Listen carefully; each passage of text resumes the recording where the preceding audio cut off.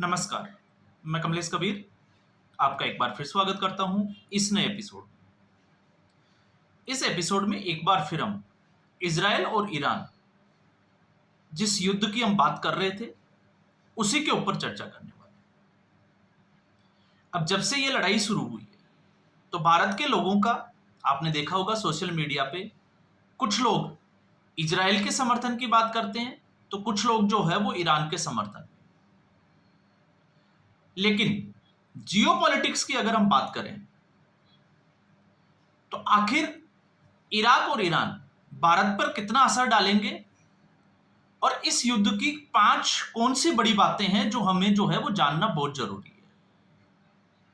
सबसे पहले हम बात करेंगे अकेला ईरान और अगर हम इजराइल की बात करें तो यही नहीं, इसमें कुछ और भी देश जो है वो शामिल होते हुए नजर आ रहे हैं। तो अब लग रहा है कि मिडल ईस्ट युद्ध में जबरदस्ती या तो थोपा जाएगा उसके ऊपर या फिर इसकी जो है वो जिसको हम कहें कि महाविनाश की एक शुरुआत दिखाई देने लगी है। अब जब हम ऐसा कहते हैं तो ऐसा क्यों कह रहे हैं? क्योंकि कल इराक ने यूएनएससी में इजराइल की शिकायत की है। शिकायत क्यों की गई है?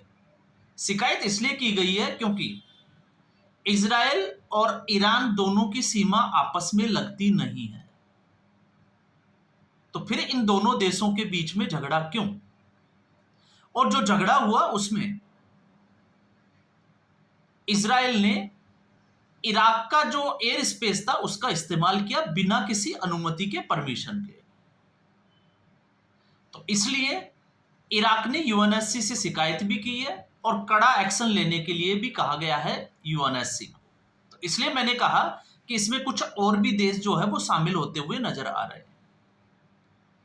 दूसरा, बड़े तौर पे अगर हम देखते हैं तो निकल कर ये आता है कि जिस तरीके से अब ट्रंप जो है वो सीधे तौर पर ईरान को धमकाता हुआ नजर आता है। अब आप देखिए अमेरिका का इंटरेस्ट,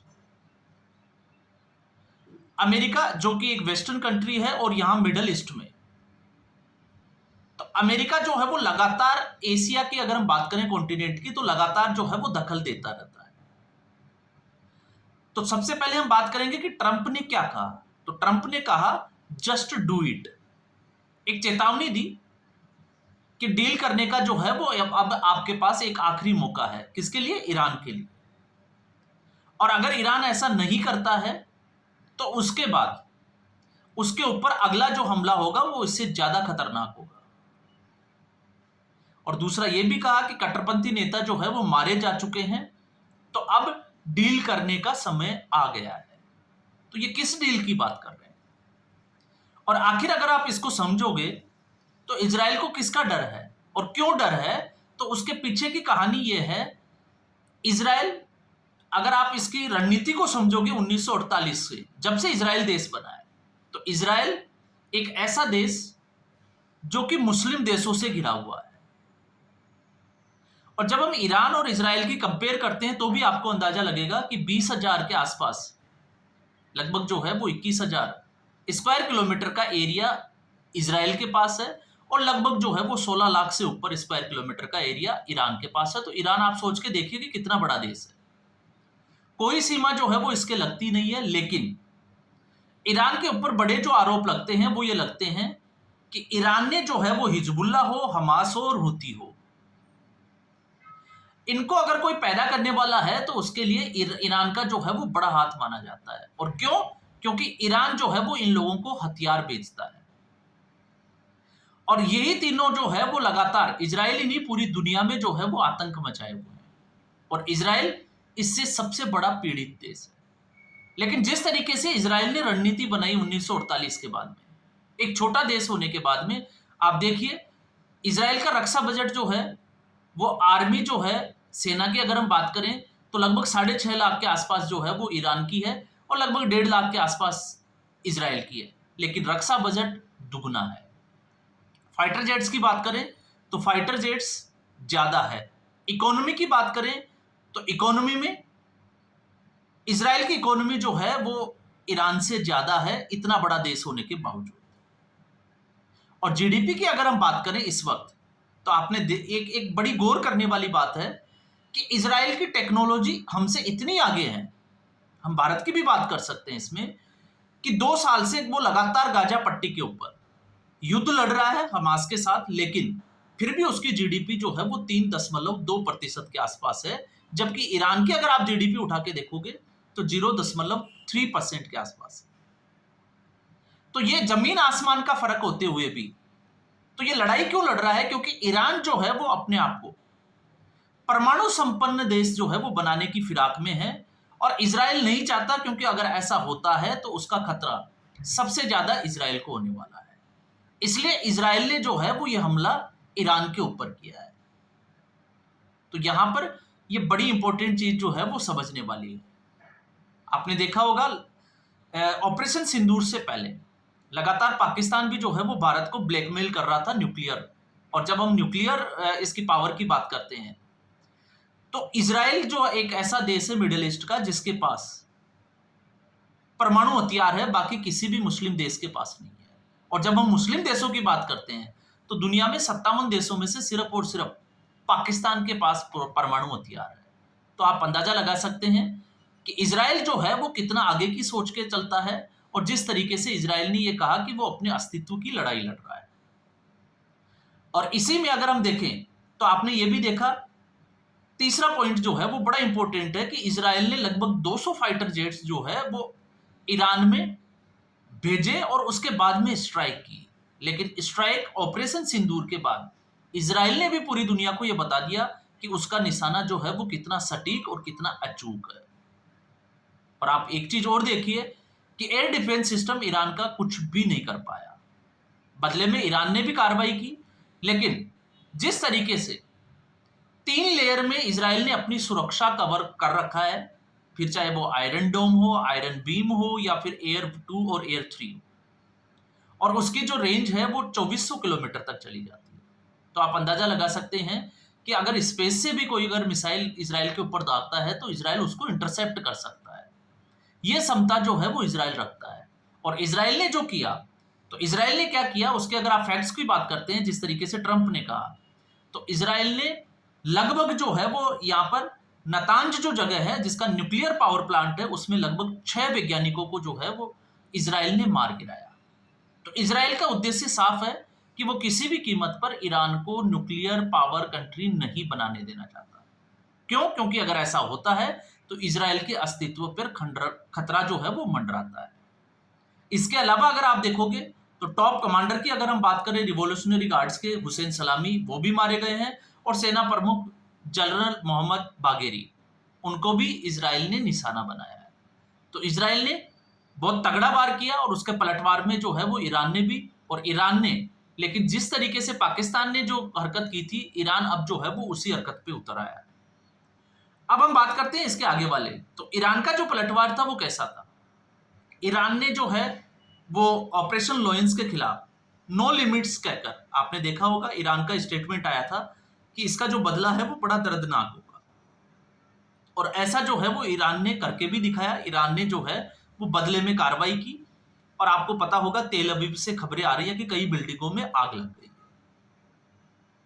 तो इससे आप अंदाजा लगा सकते हैं कि आने वाले समय में ये युद्ध जो है वो कितना भीषण हो सकता है। और फिर हम बात करते हैं पूरे मिडिल ईस्ट की, और जहां मिडिल ईस्ट की बात करते हैं तो मुझे लगता है हमें इस जियोपॉलिटिक्स में भारत की जो स्थिति है उसको भी समझना चाहिए। आखिर इस युद्ध से भारत को नुकसान क्या है? इजराइल भारत का दोस्त है। खबर आई थी कि बेंजामिन जो नेतन्याहू है, उन्होंने स्ट्राइक करके नरेंद्र मोदी से बात भी की, और उन्होंने इस हमले की जानकारी भी दी। लेकिन आपको यह भी पता होना चाहिए कि ईरान वो भी भारत का कूटनीतिक पार्टनर है। ऑपरेशन सिंदूर में भले ही जो है आपने देखा होगा, खुले तौर से अगर हम बात करें तो कोई भी मुस्लिम देश पाकिस्तान के समर्थन में खड़ा दिखाई नहीं दिया। तो आप समझ सकते हैं कि ईरान जो है वो भी किस तरीके से भारत का स्ट्रेटेजिक पार्टनर है। और अगर ऐसा होता है, लड़ाई ज्यादा चलती है, तो इसका नुकसान कहीं ना कहीं भारत को भी उठाना पड़ सकता है। और भारत को कौन सा नुकसान उठाना पड़ सकता है? क्योंकि तेल की कीमतों में उछाल आ सकता है। और अगर तेल की कीमतों में उछाल आता है तो फिर वैश्विक स्तर पे एक बार फिर जो है वो महंगाई आप और हम जो है वो देख सकते हैं। और फिर उसके लिए हमारा इकोसिस्टम जो है वो भले ही चाहे नरेंद्र मोदी को टारगेट करे कि महंगाई के लिए, क्योंकि जियोपॉलिटिक्स में अगर हम देखेंगे तो कोविड के समय भी ऐसा ही हुआ था। जब वैश्विक मंदी में पूरा दुनिया फंसी हुई थी तब टारगेट किया जाता था नरेंद्र मोदी। दूसरा, इसका जो अहम पहलू है, और वो अहम पहलू इससे पहले जो वीडियो बनाए मुझे लगता है कि आप लोगों को वो वीडियो भी सुननी चाहिए। हमने बात की थी कि अमेरिका आखिर जो है वो पाकिस्तान के साथ अचानक से रोमांटिक मोड में क्यों आ गया। तो उसकी वजह भी हमने बताई थी, क्योंकि अमेरिका को जो है वो जमीन की जरूरत है ईरान के खिलाफ लड़ाई लड़ने के लिए, और पाकिस्तान ही ऐसा कर सकता है क्योंकि पाकिस्तान को कुछ डॉलर अमेरिका देगा और पाकिस्तान इसके लिए कुछ भी करने के लिए तैयार हो जाएगा, जिससे पाकिस्तान की धरती का इस्तेमाल किया जाएगा। जैसे इससे पहले अफगानिस्तान में जो अमेरिका ने ऑपरेशन चलाया था उसके लिए भी पाकिस्तान के कुछ एयरबेस इस्तेमाल किए। और कल भी मैंने आपके एक वीडियो में कहा था कि पाकिस्तान के जो रक्षा विशेषज्ञ हैं इम्तियाज गुल, उन्होंने पूरे तरीके से जो है वो दावा किया है कि नूर खान एयरबेस जो है उसके ऊपर अमेरिका का पूरा कंट्रोल है। वहां पर आप अमेरिकन जो है वो आर्मी उसको देखा जा सकता है, अमेरिका के कार्गो प्लेन्स को देखा जा सकता है और अमेरिका के फाइटर जेट्स को भी वहां देखा जा सकता है। तो आप समझ सकते हैं कि अमेरिका जो है, जब भारत और पाकिस्तान का जब झगड़ा चल रहा था तब किस तरीके से जो है वो इस युद्ध को रुकवाने के लिए अपने आप को बीच में मध्यस्थता की बात कर रहा था। और एक तरफ जहां इजराइल और ईरान की स्थिति बनी हुई है तो अमेरिका जो है वो लगातार इजराइल को उकसाने का काम कर रहा है। और ऐसा अगर होता है, न्यूक्लियर डील हो जाती है या नहीं होती है, या फिर हम कहें कि ईरान में रिजिम चेंज करने की बात आ जाती है, तो रिजिम अगर चेंज होता है, सत्ता पलट होता है, और अगर कोई ऐसी सरकार आ जाती है जो अमेरिका के इशारों पर नाचती है, तो फिर इससे भारत के जो आर्थिक हित है उनको बड़ा नुकसान पहुंच सकता है। और जब हम इसकी बात करते हैं तो ऐसा आपने देखा होगा, भारत का ही पड़ोसी देश बांग्लादेश जब तक शेख हसीना की सरकार थी, भारत के साथ उसके संबंध जो है वो बड़े अच्छे थे। फिर उसके बाद में यूनिस खान की एक कठपुतली सरकार आई, रिजिम चेंज हुआ, और जब रिजिम चेंज हुआ आपको पता है सीधे आरोप जो है वो अमेरिका के ऊपर लगे। लेकिन उसके बाद में उस कठपुतली सरकार से भारत को कितनी समस्याएं देखनी पड़ी और कितनी समस्याएं भारत के लिए खड़ी की, वो आपने और हमने जो है वो देखा है। तो हम कतई नहीं चाहेंगे, क्योंकि खमनोई से जो है वो भारत को कोई खतरा नहीं है, बल्कि भारत के जो है वो अच्छे संबंध है। लेकिन अगर सत्ता पलट होता है और ऐसी सरकार आ जाती है जो अमेरिका के इशारों पे नाचती है, तो फिर उसके बाद में जिस तरीके से अमेरिका की नीति रही है तो आप समझ सकते हैं कि भारत के लिए बड़ी समस्या हो सकती है। और फिर उसके बाद में अगर उस तरफ की अगर हम बात करें पश्चिमी देशों की, तो भारत को अपना फ्रंट खोलने के लिए फिर गिलगिट और बाल्टिस्तान जो क्षेत्र है उसको अपने हक में करने के अलावा भारत के पास कोई ऑप्शन नहीं बचेगा। तो आप समझ सकते हैं कि जियोपॉलिटिक्स इस वक्त जो है वो किस तरफ जा रही है और भारत की जो स्थिति है वो इस वक्त कहां पर है। और अगर ये युद्ध लंबा चलता है तो इसका पूरी दुनिया को जो है वो खामियाजा भुगतना पड़ेगा, और उसमें एक देश शामिल होगा, वो भारत भी होगा। भले ही चाहे इजराइल जो है, भारत सरकार इजराइल के साथ खड़ी है या फिर ईरान के साथ, लेकिन आप देखोगे तो इजराइल के साथ भारत के जो संबंध है वो बड़े अच्छे हैं। लेकिन ईरान में तख्ता पलट होने से भारत को भी नुकसान हो सकता है। तो इसलिए जो ट्रोल आर्मी है, जो इकोसिस्टम है, उसके बजाय मैं हमेशा कहता हूं कि आप जो है वो फैक्ट्स जरूर चेक करें और फिर उसके बाद में एक निर्णय और एक आकलन की स्थिति में पहुंचे कि आखिर ये चीजें जो है वो लंबी चलती है तो उससे भारत को फायदा होगा या भारत को नुकसान होगा। और ऐसा जब मैं कहता हूं तो जब सीज फायर हुआ तो उन लोगों में हम भी थे, क्योंकि हम भावनाओं में थे, संवेदनाएं हमारे जो है वो चरम पे थी, और उस वक्त हम अंदाजा लगा रहे थे कि ये लड़ाई जो है वो 1-2 दिन और चलनी चाहिए। लेकिन शायद जो है वो सरकार को ये पता था कि अगर ये युद्ध लंबा चलता है तो उसका खामियाजा भारत को कितना होगा। क्यों? क्योंकि पाकिस्तान के पास खोने के लिए कुछ भी नहीं है। तो इजराइल अपनी लड़ाई लड़ रहा है, अपने दम पे लड़ रहा है, अपनी टेक्नोलॉजी के दम पे लड़ रहा है, और पिछले कई सालों से जो है वो लड़ाई लड़ रहा है, लेकिन एक रणनीतिक तौर से जो है वो अपनी लड़ाई लड़ रहा है। तो इस एपिसोड में फिलहाल इतना ही। उम्मीद करूंगा वीडियो एपिसोड आपको पसंद आया होगा। वीडियो को लाइक करें, शेयर करें, चैनल जरूर सब्सक्राइब करें। धन्यवाद।